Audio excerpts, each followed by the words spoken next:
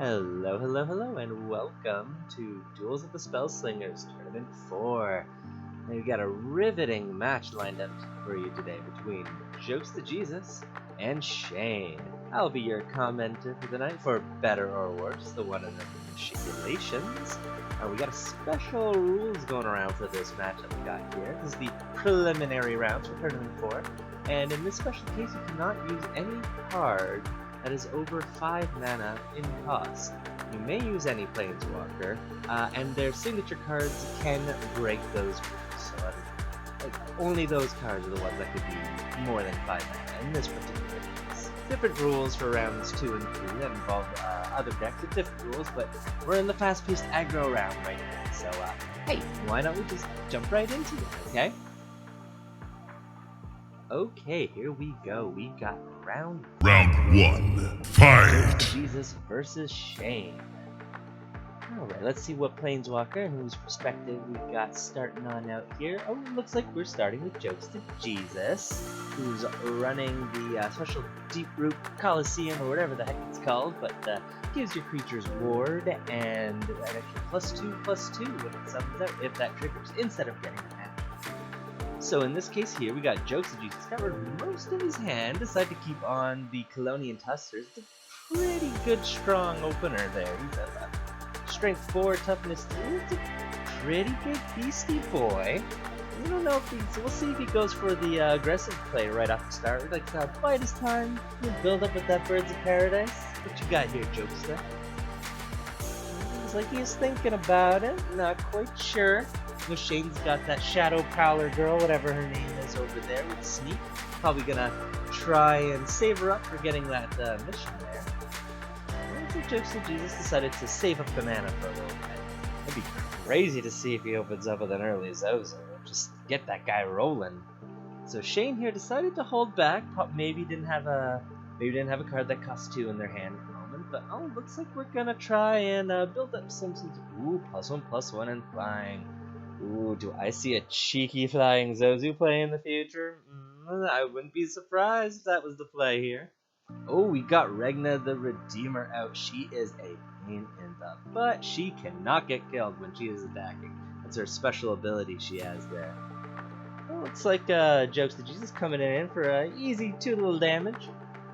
Get that ball rolling. Sneak on through. I know Shane probably wants to get that get Kaya's first mission going off. So the way the missions work is, as soon as she does 4 damage, she'll get a little extra spirit creature that does different abilities. But more importantly, we actually just got the Hellmouth Cave going off here.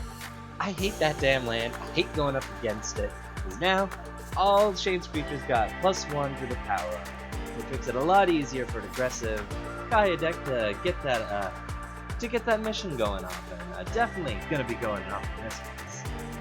Now let's see if we're going to get a blocker from JokeztaJesus, and it looks like, obviously, chump block with the little bird there. It looks like Shane has played Blood Queen Drana. That queen, she knows how to slay. Every time she deals damage, she gets it in toughness. She gets you don't take her down quick. She can just be this impenetrable wall, just constantly sending damage at you. But I think JokeztaJesus might have an infest up his sleeve here. Come on, if I don't see that come out. Ah, there we go. It's the little bugs eating them up. And you still got the Colonian Tusker. Well, you got that little bit of aggro still on the field. Will Shane be able to recover from this? That was quite a bit of aggression that he lost there. Well, he played the Vampire Chick. I don't know any of these cards' names in this. I'm looking at the name. Oh, like Zozu. Here comes out Zozu. Forget Vampire Chick. This guy is the real deal right here. He's going to get power. Every time he attacks, he's going to get power with the amount of mana gens that Shane has here. Well, he's really getting in that aggression pretty on hard there. 5/5 flying Zozu with 4/3 on the ground now. That Vampire will not be able to get past that. But looks like Shane is laying it down by reducing the power of JokeztaJesus' creatures here. Try and get a little extra strength and be an actual threat here. Vampire, she gets to, she drains a little damage when she attacks. You know, help you keep alive a little bit. Well, he stalled Zozu for a hot minute here, but I don't think that's gonna do much. I'm a little spooked on out here, Shane. Zozu's going in for the attack, and yeah, there we go. We got Tree Dude giving him an extra +2/+2. Or is it +3/+3? I don't know. It's +3. Oh, dang. Okay. Swinging on in for 11. Oh, that is a big Zozu. That is a big boy there. Big flying boy. Alright, Shane. How you gonna recover from this here? Oh, you hit yourself in the face for 2. That hurts. That hurts at this health, man. Oh, it looks like you don't have a chump blocker or flyer, and we got a fish. Oh boy, there's dudes coming on down. I am so sorry, Shane. And it looks like that this match is over. Match 1, best 2 out of 3 for it declares the winner. I probably should have mentioned that at the start of when describing the rules, shouldn't I? Well, -26. Whew, that was quite the round. JokeztaJesus was not messing around. Well, let's see. This is a best 2 out of 3, so let's see if Shane can come back and get a victory under his belt for the next one. Welcome back to Round 2, fight! For Duel of the Spellslingers Championship Tournament number 4. The last match was won by JokeztaJesus. Let's see if Shane can get a victory on here and make the next match a final battle today. Alright, so JokeztaJesus looks like has some pretty late game cards here. Scion of Ashaya, you want to have a lot of gems to build up, add some power and toughness into him. And all his other cards are, other than the removal, just 4 cost and 5 cost creature. That's a pretty rough start. Shane opened up with the Healing Cat, Faithful Caracal. It heals for 2 whenever it attacks. And also dropping down the Hungering Vampire, or whatever her name is, Vampire Lady, to the board, who drains for 1 whenever she attacks. JokeztaJesus still having a rough time with some high-cost cards there, so I think that was probably the play. Just getting a beefy dude on the board, even if only a plus 3/3, it'll protect you from that cat and that vampire over there. And but we got the armor vampire girl dropping on down on the board. It's like Shane is going in to get 2, or no, or yes, okay. Shane healing for 2. Yeah. I'd block. JokeztaJesus is probably making the smart choice by blocking that creature. It does put it 1 health left. It makes it a prime target for a cut down. But because of that ward, that creature will the Scion of Ashaya will actually get to at least get 1 shot on him there. Remove the armor or to kill the vampire girl. And there we go. That vicious mongrel comes up out of nowhere. Catches me off guard many times. But yep, that was a smart play. I'd say you'll block with the creature, get your armor to take the hit. It's not bad. Oh, we got the Hellmouth Cave triggering. What a triggering land for me. Now you got +1/+1. And now we got, and a Scathing Glare, giving them -1 on the other board and +1 on there. So those 2 power dudes just turned into 4 power. Oh, Ty is definitely going to be finishing up the mission on this one. Oh yes, take down that one girl. Definitely. Well, it's a very rough start there. Very late game start for JokeztaJesus. Now Shane's really got the board here and got lots of life at 31. Oh my, almost twice as much as JokeztaJesus. He's going to have his work cut out for him to bring that life total down. Okay, so we just drew Gorn the Great. He's pretty cool if you can actually get him rolling. He's a pretty dangerous target, so I find he usually dies really fast. Arrestor Lavinia and Force of the Wild. Force of the Wild's a cool one. I don't see that very often in play. The interesting thing about that Arrestor Lavinia is that it's actually Mastermind Lazar, which changes to a random legendary creature every turn in their hands. So it gives you a lot of potential flexibility. Alright, so we got the Vampiric Knight attacking into Gorm, draining 2 from JokeztaJesus. Block still has that 1 health left, but does Shane have a cut down in the... Oh, a Blessed Rebirth. Interesting. Okay, so we got that Vampiric Knight back, and we got the cut down, bringing Gorm down to the dust. Okay. Now we got Shane's got the board again. The Deep Root Arena. Oh, that's gonna be impressive if you pop it onto the right creature. Only pop it onto the Briarthorn or the Force of the Wild. Ooh, that's a beefy Force of the Wild. Now he's got +2/+2 to a 10/8 with Trample and board, so he's gonna at least get one attack in. Hopefully Shane doesn't have a that trap, immolating glare in his hand. Sorry, I say her because I see Kai. Oh, wow, there we go. So it drained us.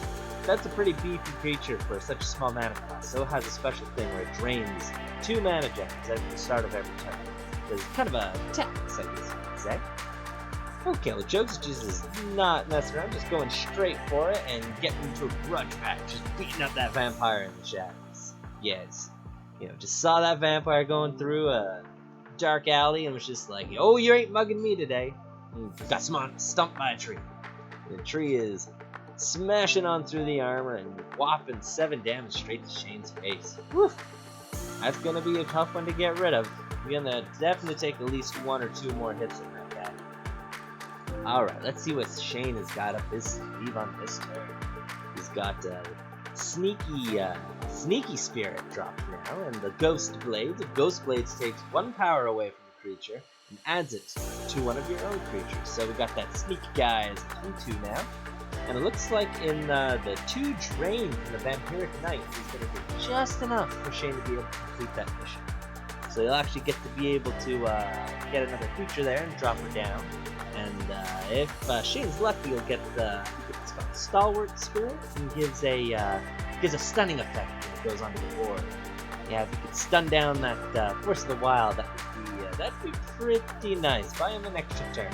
But we'll see the Somber Spirit. When that one dies, you heal for 2. Going to cut down again, bringing down the Tusker.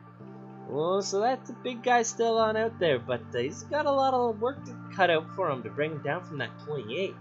But there's that Infest there. Yeah, clear all them bugs eating up the other board. And still 9 to the face. That is one big tree. That is a scary tree monster. Now we got a reverse of the board now. JokeztaJesus taking over. And oh, the Hellmouth Cave pops. And Shane actually has quite a bit of mana, so dropping the creatures will also give you +1. Turn that they're summoned. One of the issues with the cave is that it tends to be built around low mana cost creatures, but when you actually have a lot of gems and you have some cards in your hand, that thing costs, you can build a pretty strong board pretty darn fast, as we are seeing right here, right now. But that tree guy, he did some damage, and he's going to be coming through again right here. Oh, it's got to get 2 armor creatures. That is rough. That is some rough stuff. Oh, it looks like we're dispersing the attack power by adding 3 to the air. Shane currently does not have anything to deal with airborne creatures at the moment. Yeah, the armor's taken down the angry tree monster. The Vampire Knight finally slayed the beast. And we got a Zinder Split for Lazab. Interesting. That'll be good whenever Zinder Split attacks. Get some card draw for both you and your opponent. So it's sometimes it'll be pretty clincher to attack with things. You'll get what you need, but you never know what your opponent might need. It might just be that Day of Judgment that wipes your board, just lingering in the shadows, which ends up being a clincher and makes you lose a game again. Definitely, I'm not projecting. Oh, so Shane is playing down the Dagger Claw. He is pretty cool.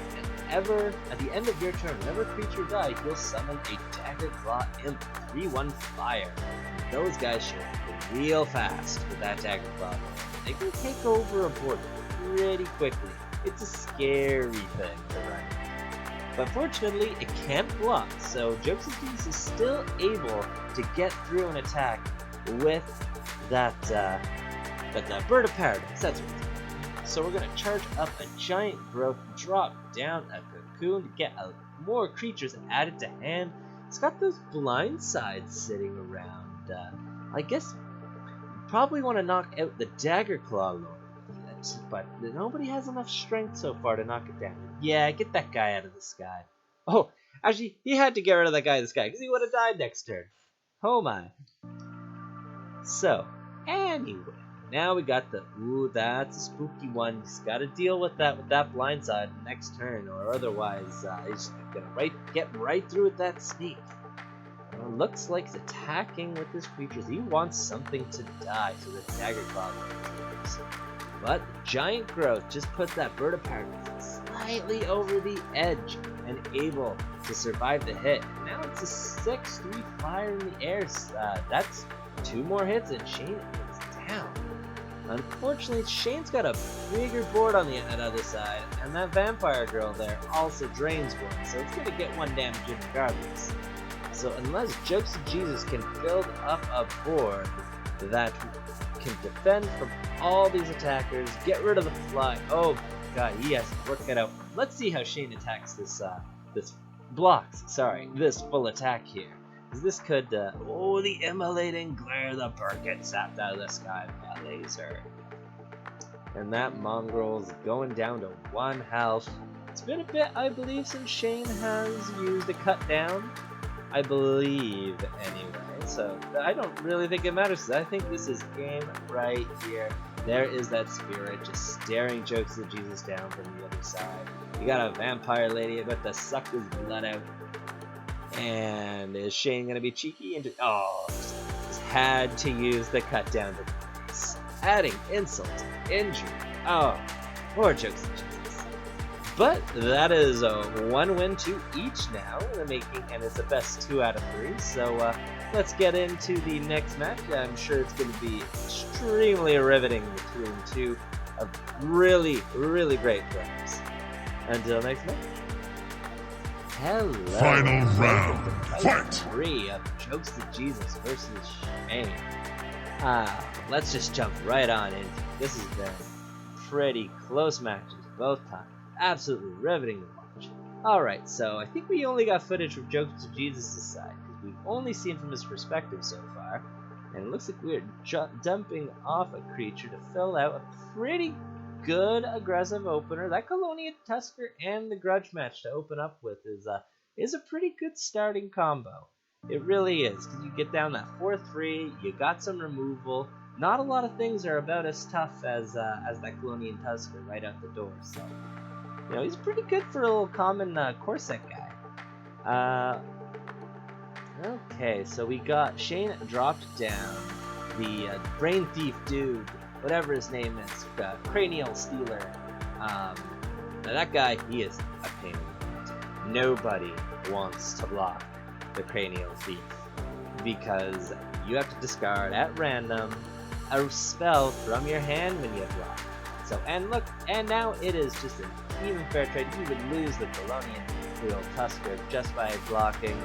Yeah, I would have taken it to the face too. That's a tough one. And ooh, looks like Shane's getting the missions rolling early with that cut down to the face. Which, whenever you complete a mission, you get the cut down back. That thing can linger around.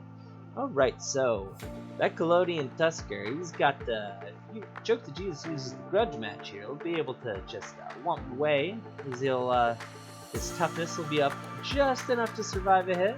He'll be a 4-4. Get rid of that really annoying Cranial guy. That guy is such a pain to deal with. Nobody wants to talk. We got another flying bird of paradise. I wonder if JokeztaJesus will be able to beef it up to a 6 or higher like he did in the last game.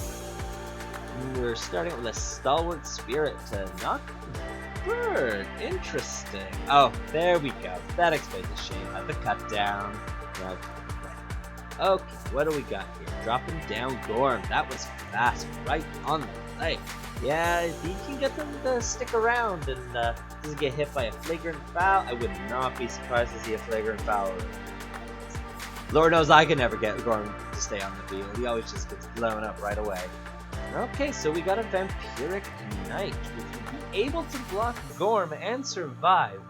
However, Gorm has Trample, and if he deals at least 1 damage to an enemy Planeswalker, he gets a Grudge match added into his hand. And getting those Grudge matches rolling is such a pain to deal with, because you just keep smashing, making them bigger. Oh, and now we got Predator Ooze, and the Predator Ooze got the buff from the Deep Root Arena, giving it ward, so it's gonna get in at least one attack. That thing is such a pain when it's on the field and not dealt with. Every time it attacks, it gets +1/+1, and if blocked, it makes a copy of itself. This thing, oh my god, especially at a Domri deck. Don't even get me started. Oh, and we got Blood Queen Trana on the other side of the field as a spooky flyer to be able to just, every time she hits, she just gets stronger and stronger for her toughness. She turns into this impenetrable wall, especially with that land that Shane is running there. Is that if it gets an extra +1 to its attack, it just gets +1 when it hits JokeztaJesus in the face.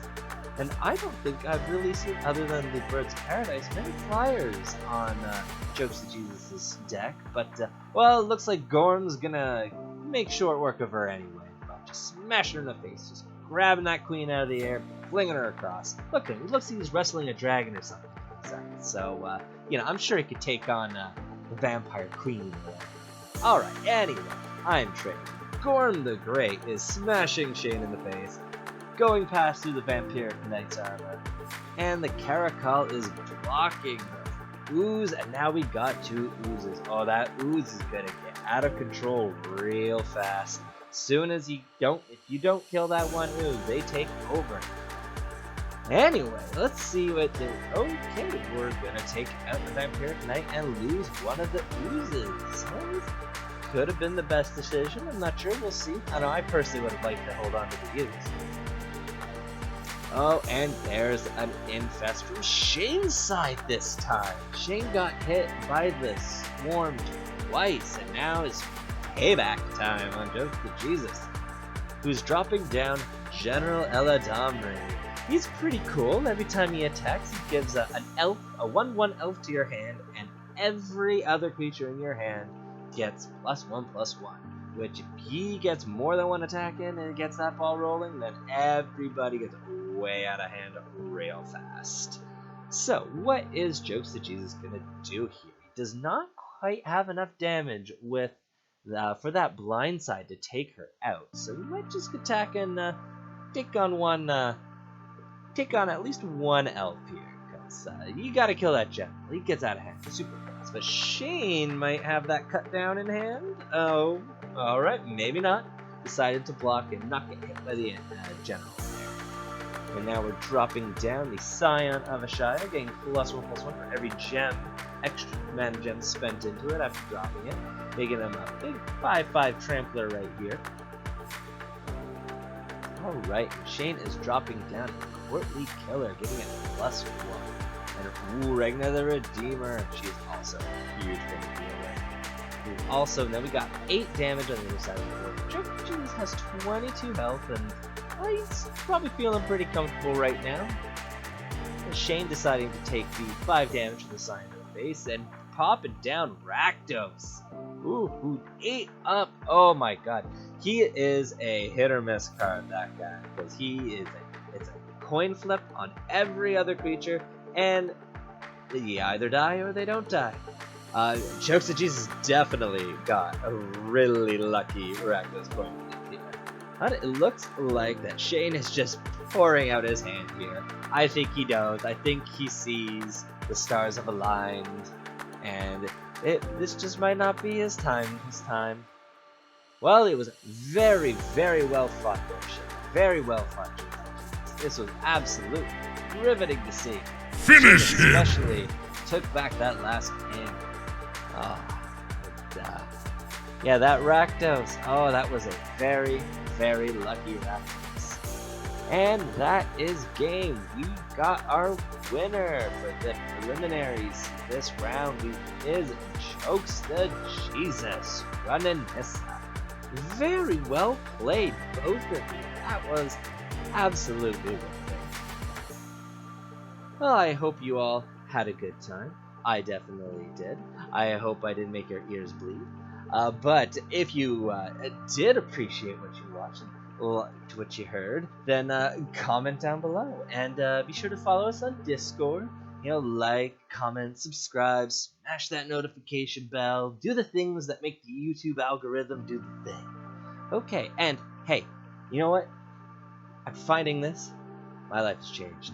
Duels of the Spellslingers has changed my life. And you know what else can change your life?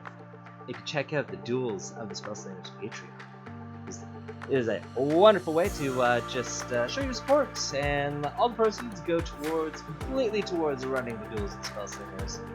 And there's probably other details that I don't know about because I'm not the one, but you should all check it out because it changed my life. It can change yours.